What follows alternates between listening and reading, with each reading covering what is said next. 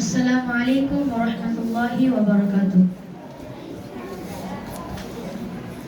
سمعت أنس بن مالك رضي الله عنه يقول قال رجل يا رسول الله صلى الله عليه وسلم أعقلها وأتوكل أو أطلقها وأتوكل قال أعقلها وتوكل